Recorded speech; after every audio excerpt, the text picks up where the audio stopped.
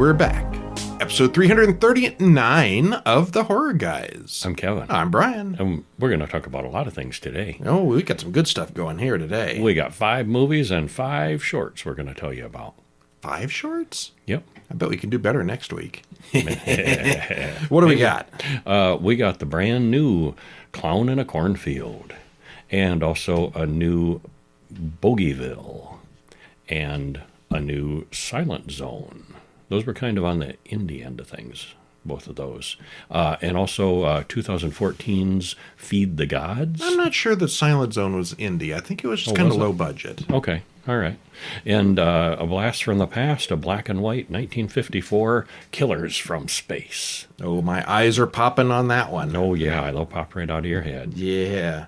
And, of course, this episode, and like all of them, are brought to you by the Horror Guys Guides. You can go over to horrormonthly.com, check out all the back issues of our Horror Monthly magazine. There's some good stuff in there, and there's a lot of them now. I think we're up to 45 months of this. Dang. Scary. That's a lot of movies. A lot of movies, yes. And, of course, you've got the podcast, horrorguyspodcast.com, and you can, the Horror Guys Guides. Yes, everything you want to know about filmographies of certain famous horror stars. Vincent Price, Boris Karloff, Peter Cushing. Those are some mighty good Christopher books. Lee. Those are, they got some mighty good movies in there. Yeah. And, of course, we done some biographies, too. Mm-hmm. We've done all those same guys, along with Peter Lorre, Lon Chaney Sr. Senior and Junior. Don't call him Senior. That wasn't really his name. And Lon Chaney Jr. And some other guys, horror adjacent. Alfred Hitchcock. Roger Corman's out there. Roger Corman. H.P. Lovecraft. All kinds of good stuff. Go over to horrormonthly.com and explore around through the menus. There's a lot of good stuff there. One of our shorts is a little bit Lovecraftian today. It is, yes. Yeah. But before we get to the shorts, we got to do the big movies. The movies. First up, Clown in a Cornfield, 2025, which is a very misleading title, spoilery. Yeah. Directed by Eli Craig, written by Carter Blanchard, Eli Craig, and Adam Cesare. Stars Katie Douglas, Aaron Abrams, and Carson MacCormac. Hour and 36 minutes, and there is a trailer in the show notes. Okay, so it's a little on the short side. It gets right to business. Oh, I don't know. Hour and 36 minutes. That's about where I like them. A little shorter wouldn't hurt, but so many of these movies are getting long. And yeah. If you're going to go pay $15 at the theater, you want to get your money's worth. You want your money's worth, yeah. Yeah. We stick with streaming. We like them cheap. Spoiler free, what happens? Well, this was a very well-made entry into the slasher genre. It was done more seriously than we expected. We were expecting a lot more laughs, but there's some. But it's mostly straight with a touch of satire.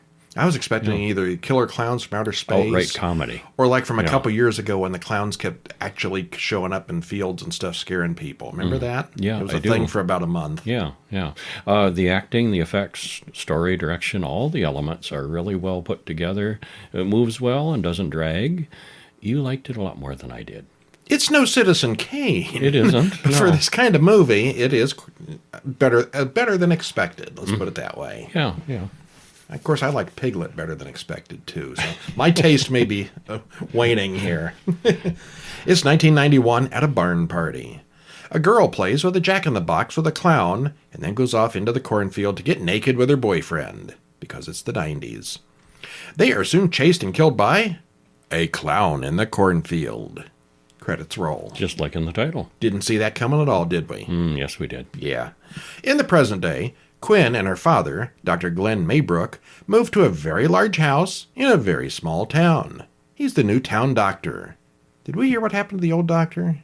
I don't think that was mentioned, no. Yeah, I guess it's not important. He bought the house unseen, and it's got some issues. It's a fixer-upper. They see a big old farm factory across the cornfield. There's no cell service or even Wi-Fi in this old house. Quinn meets Rust, the nearby neighbor who walks Quinn to school. He gives her some tips about the area and the school. Well, the entire class picks on Mr. Verne, the teacher, and he's a jerk.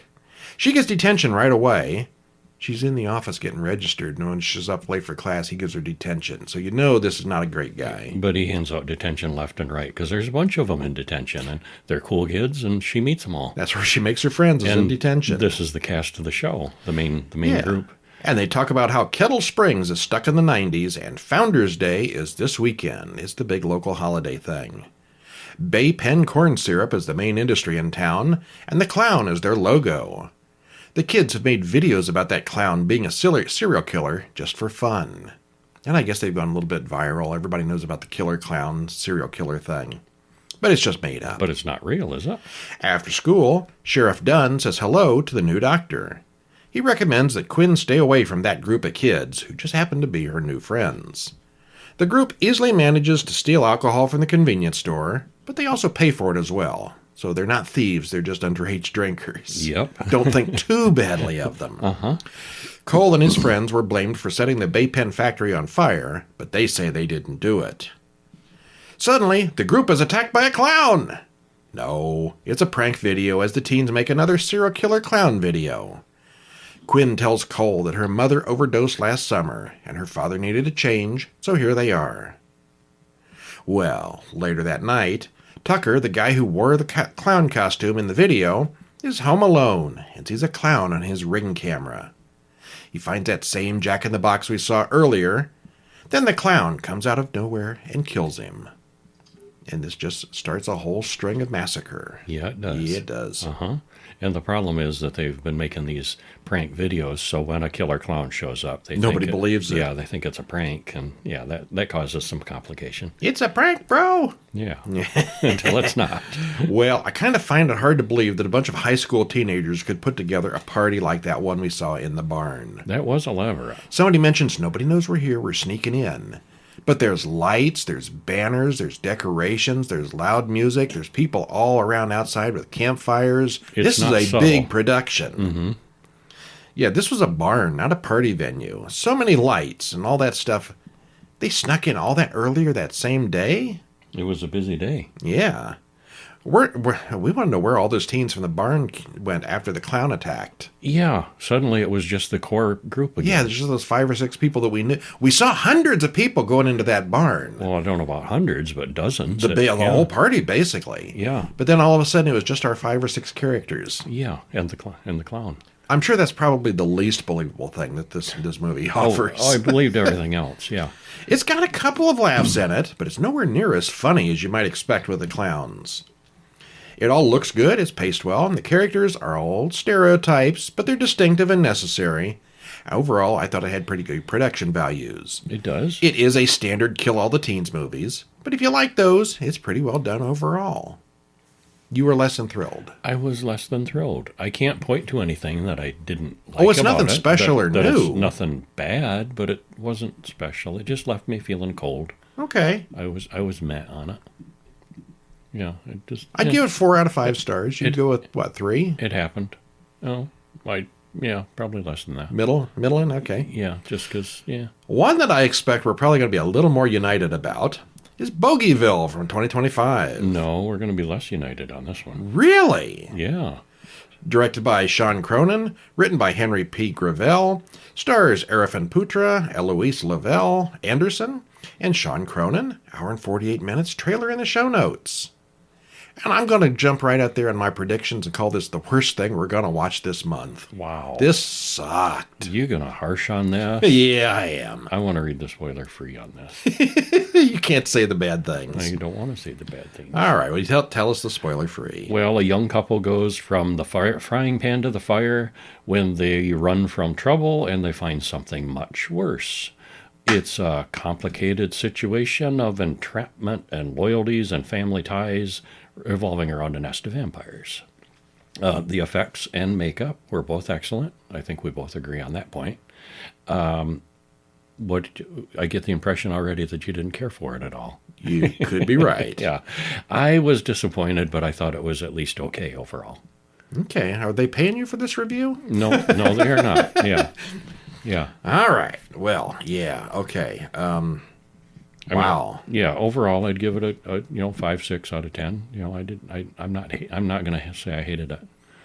I actually enjoyed it. I felt more entertained watching this than Clown in a Cornfield. I was kind of bored during Clown in a Cornfield. I'm a language snob, and these people just murdered it. Well, there was the accents alone turned me off. The accents. I don't know if they didn't have a dialogue coach or they weren't all on the same page with dialogues. It's a British production, UK. A lot of British people doing Texas accents. And it's supposed to take place in Texas. And they speak. And they all try, sort of, kind of. They try, but some formal dialects creeps in, and yeah, it's inconsistent. Yeah, they don't sound like real people. They don't sound like real Texans, real people from the plus the main star, I guess he speaks like 6 different languages, but he's got an accent even in English. Yeah, I don't know. Even speaking British English, I don't think you could tell an accent with him. He just did not seem native Englishy. They didn't seem Texan enough. They needed a coach, yes. Well, a car drives up to the gas station. It's $1.51, so we know that this is in the distant past. A woman's monthly bleeding has started, and she goes into the restroom to clean up. A vampire then tears the door off and goes straight for the bloodiest part of the woman. Credits roll. So it's got a quick, shocking beginning. And we know right off the bat that we're dealing with vampires. Well, we start off with Ham, a mechanic who loses his job as a mechanic, and he tells his girlfriend Jody at the bar where she works. She's not happy that he's lost his job. Everyone in this bar talks like Europeans, doing a pretend Texas accent. Hey there, partner, how's it going? This all leads to a very contrived bar fight, and then Jody gets fired too. That evening, then the vampires attack the gas station and all the people from the bar. So there is plenty of vampire action in this. Oh, yeah. Yeah. Ham and Jody go for a drive in his beat-up old truck. They talk about getting married in the new life they're going to start. They hit something on the road and are knocked out in the accident. Well, the police investigate the massacre at the gas station. Dr. Mills examines the body, and the sheriff points out that there's not a single drop of blood anywhere on the site. Well, that's suspicious. We then see the vampires eating a pair of campers in the woods. In the morning, Ham and Jody wake up on the outskirts of an old mobile home park. Now, rather than actual mobile homes, it's just a big circle of little trailers. I don't think they have actual mobile homes in the UK. Mm-hmm. So they did what they could do. This is supposed to be a hillbilly trailer park. Mm-hmm. Pretend with us now. A man with a shotgun comes out and tells him to skedaddle.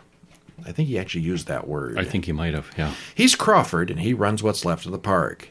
He hires the pair for maintenance and tells them that they need to stay there, especially at night. Crawford has got a lot of rules. Crawford's brother-in-law, Madison, owns the place, and he named the whole place Bogieville because he's a Humphrey Bogart fan. We cut to Madison and his wife, who are trying way too hard at acting in this scene, standing in their bright, sunny kitchen. And we see later on that they're both vampires. Why were they standing in their bright, sunny kitchen? Could have been a flashback. Was that scene a flashback? No. Okay. Or if it was, it's certainly nothing indicating it. Well, they were inconsistent with I'm not going to get into that. I'm not going to go that far in the review, but there is a place where they give us a flashback and another flashback, and they're out of orders, and it's very confusing. It is sometimes. But I don't think this particular scene was one. But there was also the inconsistency with the sunlight. They'd be in direct sunlight, apparently, and that would cause them to burn up. But sometimes they were in awfully bright light. Indirect sunlight. Sunlight coming in through windows and so forth. And don't think too hard type sunlight. Yeah, it was a little inconsistent there. All right, well, anyway, bottom line, this was seriously bad. It might have been good if it had been filmed in America, believe it or not.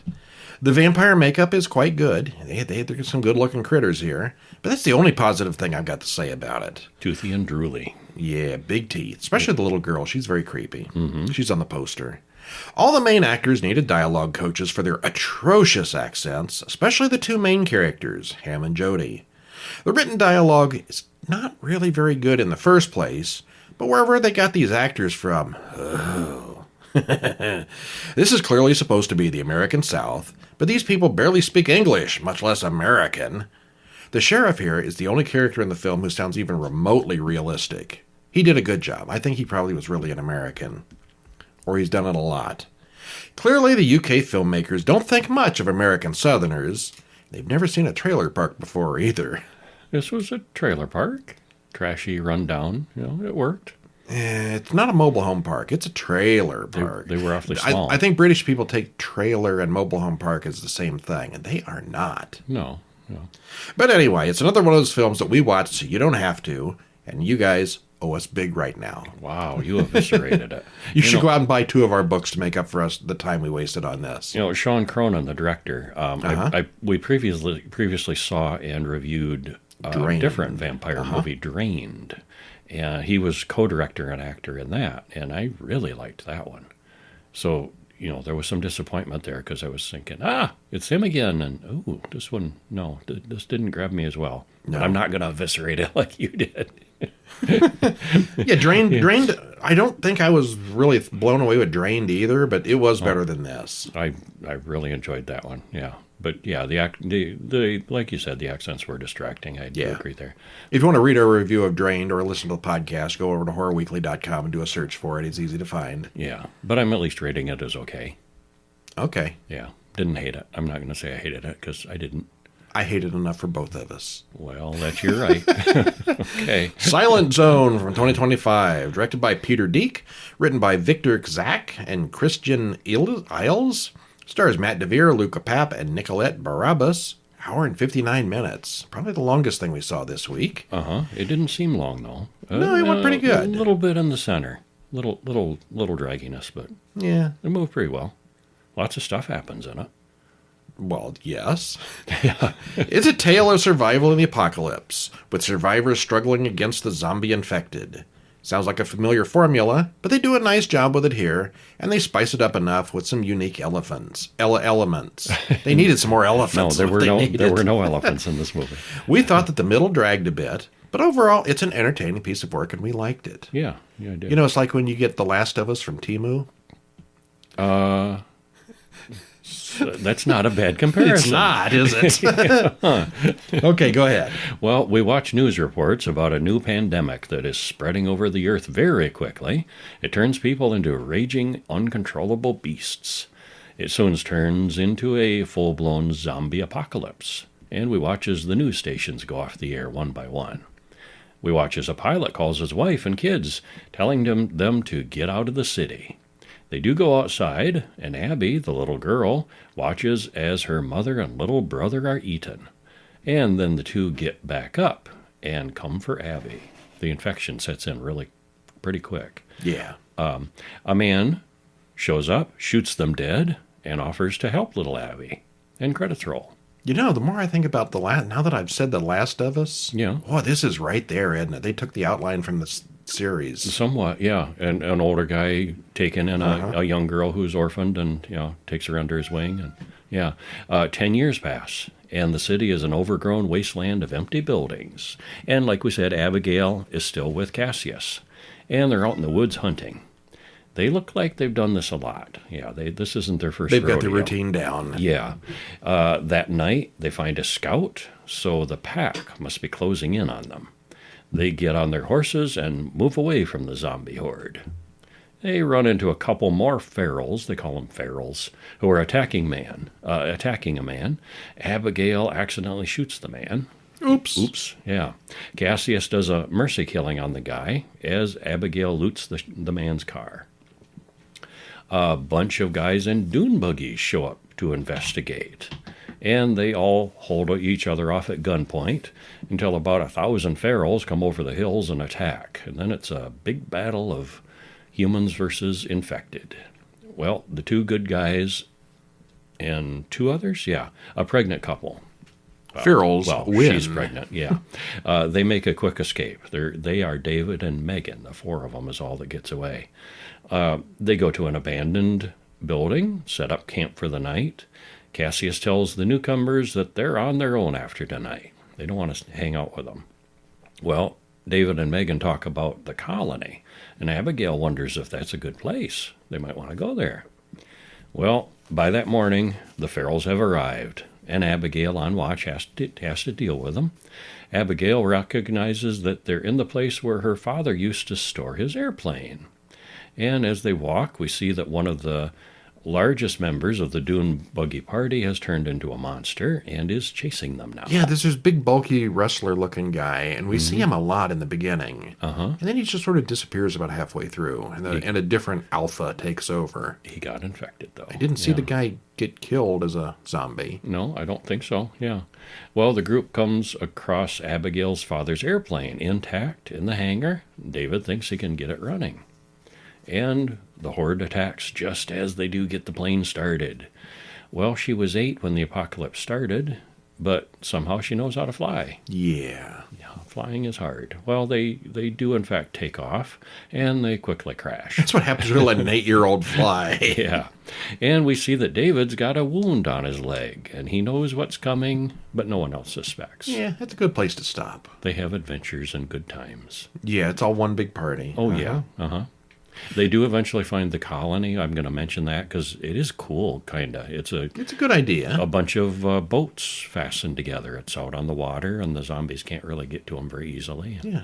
But finding the colony is not the end of the movie. No. It's lots more happens after that. Yeah, we noticed right away that this looked like it was filmed at the same place as Chernobyl Diaries from 2012. Yeah, there's some European ruins that I think I've seen them at other movies too. I think they've been used quite a bit. It's ruined and overgrown, and apparently people can use it for films. I guess so. Yeah. But that was like 13 years ago, and this movie's new. They must, it must just be just gotten more ruined. Yeah. It starts off looking very low budget, but the characters are good and the situations are believable, and overall it was pretty entertaining. It did drag a little bit in the middle, but overall it had a good beginning and a good end, and we gonna overall give it a thumbs up. Yeah. I thought Luca Papp and Matt DeVere were good as the two leads, and I liked it. Yeah. All right. One I'd never heard of before, but Kevin found that was a dollar store DVD. It was not. It was I picked it up used at the used DVD store, but I did pay more than $1 for it. 2014's Feed the Gods, written and directed by Braden Croft, stars Sean Roberts, Tyler Johnston, and Emily Tennant. Hour and 24 minutes, and there is a trailer in the usual place. Spoiler free. Takes a while to get to the horror elements, but it's well written with interesting characters. In the meantime, there's a lot of action. It's too dark for good visibility, but overall it's a decent film. Mm-hmm. This is one of those things with dark people moving around in a black room with the lights turned out. And I didn't remember it being that dark the first time I saw it. I wonder if this was we got a cheap DVD. Well, this was my second viewing, and it was that DVD that I saw. Oh. And I don't remember it being that dark, but this time it sure seemed that way. Yeah. Better TV this time around. It shows how... maybe. I don't know. Yeah. So many people make these black on black movies. Too dark. Yeah. What's going on? I don't know. We've got a couple of shorts coming up in the next week or so that we're going to say the same thing about. What happened? I don't know. Something happened in the dark. Yeah. Well, what happens in this one? It's not all dark. Well, a man stops 2 women, a baby and a child, on the side of the road. He's got a gun, and he wants their tickets. A woman takes little William and baby Chris away from Janet. The woman and the man take the 2 children, leaving Janet alone on the road, where something comes out of the woods and gets her. And credits roll. And then we cut to a funeral. Britt comes to see Will, and they talk about Chris. The 2 brothers have obviously grown up. Olivia, who is their foster mother, she died of a stroke and left a bunch of stuff in a box for the 2 boys. They really don't know much about their origin or where they came from. It's been kind of hush-hush. Well, in the box, there's a videotape, and they watch it that night. It gives them some clues about their origin, and Will talks about Googling the town of Tyndale, which is about 10 hours away, and that seems to be where the 2 boys came from, where their parents are supposed to live. Chris thinks it's a joke.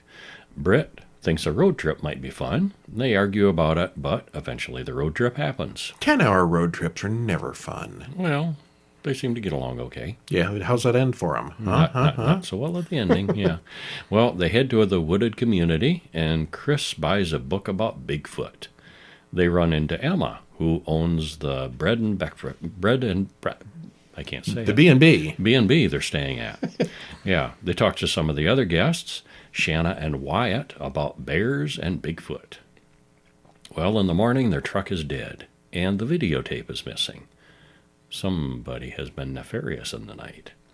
Emma points out that there are only about 60 people left in the town, and there's a good chance that at least one of them is related to the boys. So Will tells Emma all about Chris and Britt. Meanwhile, Chris and Britt, they're knocking on many doors and putting up wanted posters with a picture of their parents. And they're not having any luck. They're just not getting any luck. The people are very uncooperative. Very uncooperative, yeah.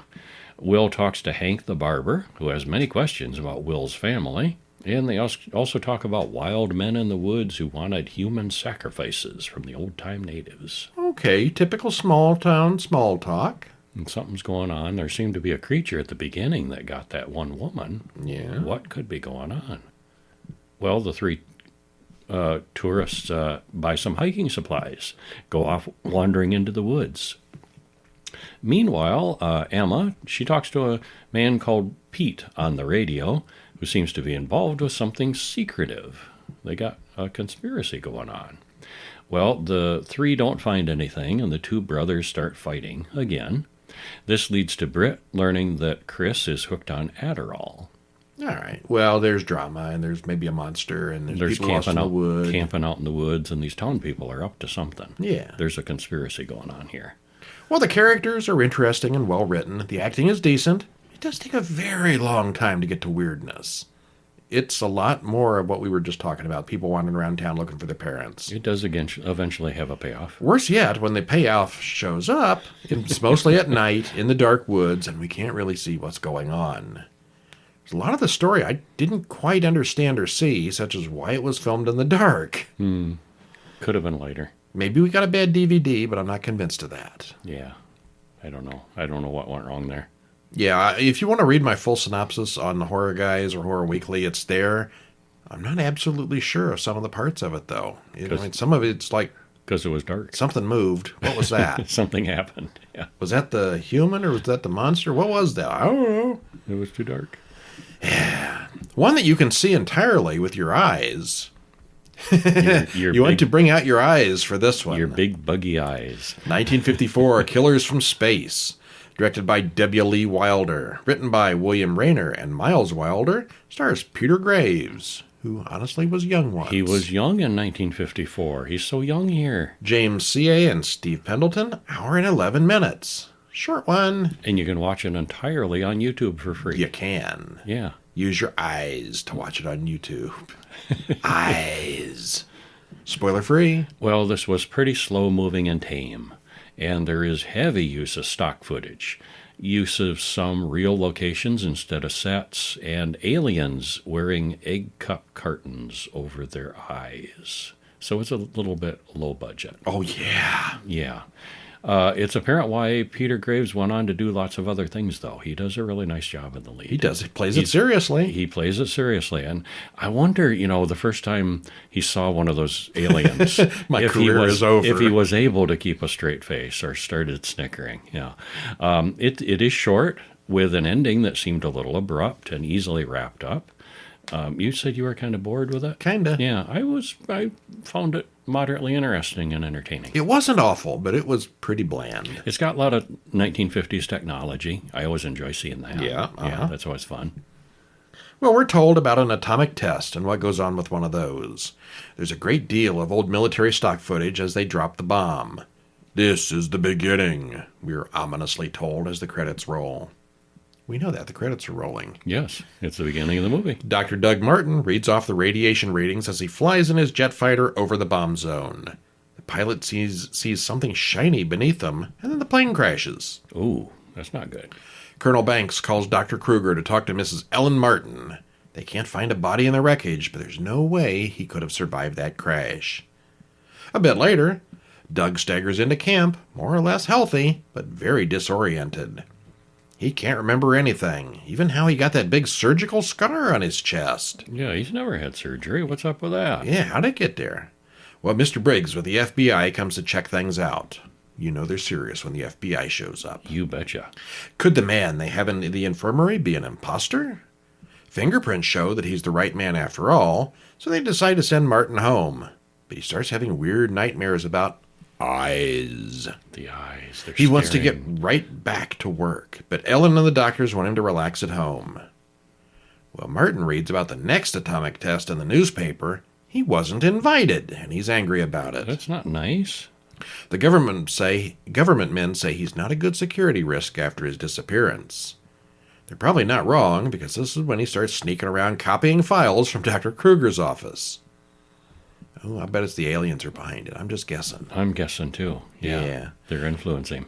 Oh, there was so much smoking in this. Oh, there was. Jeez. Was this sponsored by one of the cigarette companies? Smoking at the office. Which was a real thing. It actually happened. It could have been, yeah. Even in the scenes in the hospital, there was a cigarette machine. Yeah, there was. How cool is that? Yeah, back in the days when you could smoke in the hospital. According to the trivia on IMDb, 40% of the film is stock footage. Okay. That seems like it might be pushing it. It does, yeah. Considering it's There's only a lot. A little over an hour. Yeah. Yeah. The aliens here are distinctive. They use the bottom of egg cartons for the eyes, which looks ridiculous. But otherwise, it's all played pretty seriously. It's not ping pong balls, it's egg cartons, which are even bigger. Yeah, and at first that's what I thought it was, half ping pong balls. Yeah, me too. Yeah. No, this is even worse than that. It was strange seeing Peter Graves so young. It takes a long time to get to the weirdness, and even then it's all pretty tame. I was kind of bored with it, but it was not terrible. Well, and I think it helps that they play it so straight. Yeah. And I think a lot of that can be credited the actor that did the role of the main alien. Mm-hmm. Does a really nice job with it, and very serious and very believable. You kind of got to wonder how he did that. Straight face. How did he manage it? These aliens are so goofy. Yeah, but you do get used to it, and yeah, I wasn't bored. It's short. It gets over with soon enough. Well, we're going to take our eyes off Killers from Space and watch some short films. Starting out with 2011's short film called Spoiler. It's an oldie. Written and directed by David Thron. Stars Luke Albright, Margaret Bright Ryan, and David C. Bryant. It's 18 minutes long, and there's a link to watch it on YouTube. And this had a heavy science fiction lean to it, too. It did. Yeah. An alarm goes off, and the sirens go off as well. Everyone in the apartment building is on lockdown. Everyone is either annoyed by the inconvenience or just terrified about what's coming. There are 3 possibles in containment as the experts walk into the holding area. They look at the death certificates, but they aren't dead yet. The doctor refuses to sign those death certificates until he examines them. He goes in to talk to one of them, and he's not just a doctor, he's the coroner. Are we sure these people aren't dead?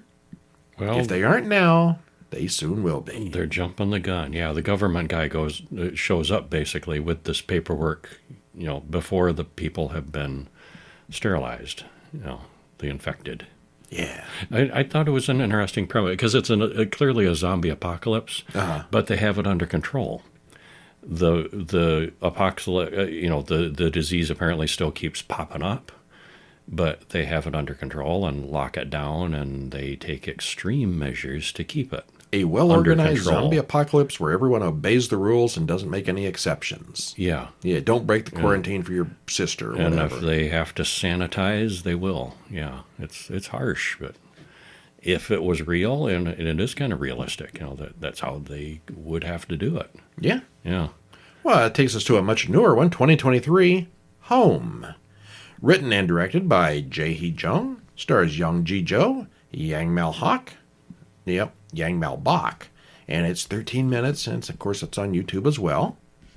What happens in this one? Well, a young woman watches as her mother dies on the floor and screams at her own inability to save her. Nothing you can do, she did. And later, as she goes through her mother's belongings, she starts to experience odd things. There's memories of her mother, or are they really memories? Calling for help with a buzzer, that damn buzzer, over and over and over. And she says, "It will kill me someday," the mother does. Well, her mother had dementia or something and was always imagining a monster, and she says, "You will kill me," she adds. So what did really happen here, and why does the mother's buzzer keep going off long after she's dead?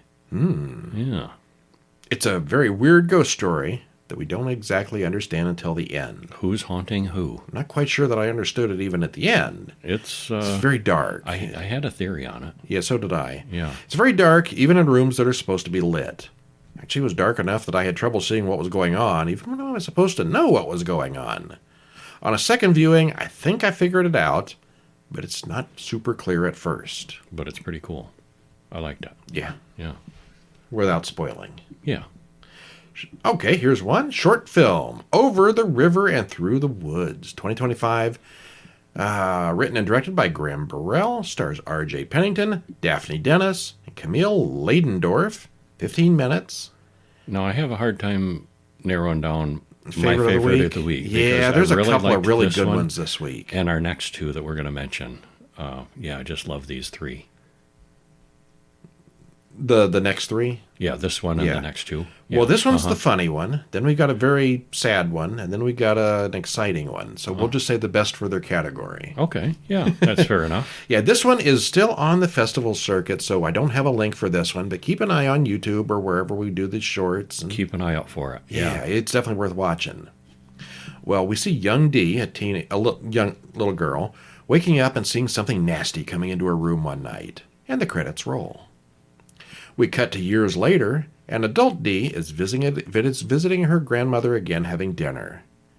Grandma drinks a toast to her grandfather, who has died, and introduces grown-up Dee to her new boyfriend, Harold. He's a lot younger than Dee's grandfather, which weirds her out. Actually, he looks like he's Dee's age. And he is weird. But how weird is he? Oh, he keeps getting weirder the more she gets to know him. Oh, yeah, he just keeps, keep piling it on. The most awkward family dinner ever. The secret of the story is do not grow old. Yeah, that's the moral here. It's a very awkward dinner with family, and it's easy to relate to Dee and her discomfort with Grandma's sex life. It's well shot and looks really good. The acting is perfect for the situation as well. Is Harold a gold digger? Or is there something more going on here? No, he seems Well, to you really know like there's going to be more to it than He that. seems to genuinely be in love with Grandma. Yeah. Yeah, we both really like this one. Yeah, most excellent. Another one we both really liked is 2023, Callous. Written and directed by Ciaran Hickey. Stars Michael Patrick, Granny Good. I'm going to let you say these names because they're Gaelic. They are, yes. Yeah, Gaelic characters and Gaelic names. Yeah. Grain Good and Claire J. Loy. It's very Irish. Yes, and I am not going to do that whole bad Texas accent thing with the Irish. All right. We have to be Lucky Charms. No, don't do that. No? Okay. 18 minutes, and it is on YouTube as well. Is it on YouTube as well? Yes, it is. Okay. There's a baby born, but there's something wrong with it. And the mother dies in childbirth, so now Fergus has to raise the child alone. Well, time passes, and the little girl has grown up. I see you skipped right over that name. Okay, you say that name. No, they say it in the movie. It's like something like Enid, I think. Enid, it sounds like. It is spelled Ionait. With a little doohickey thing over the first eye. Over the first eye. Yeah. Let's just say Enid. Enid, okay. Well, her face looks normal. Everything except something wrong with her arm. It kind of crackles, and you see some scaly skin at first. You don't see the whole thing. It's her 18th birthday.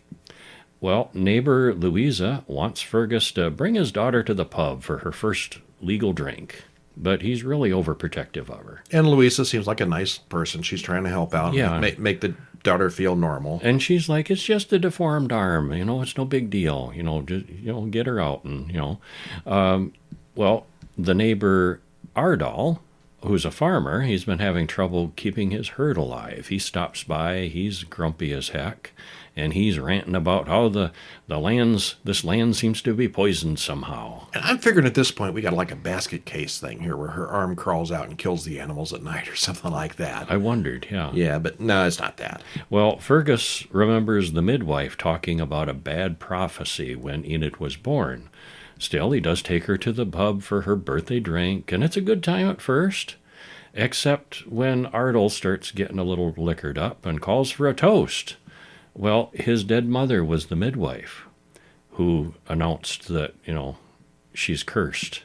And she was very well steeped in the old ways. And apparently there's an old god that, and this is where a little Lovecraftian hints touch in. They all know that story in town, and they might just remember, Oh, they all remember the story. all these bad things going on in town started when she was born. Yeah. Huh. Well, anyway, it is quite the birth defect, which is nice that it could come in handy once in a while, as we see. It's like how would you compare it? Like a dragon arm, almost.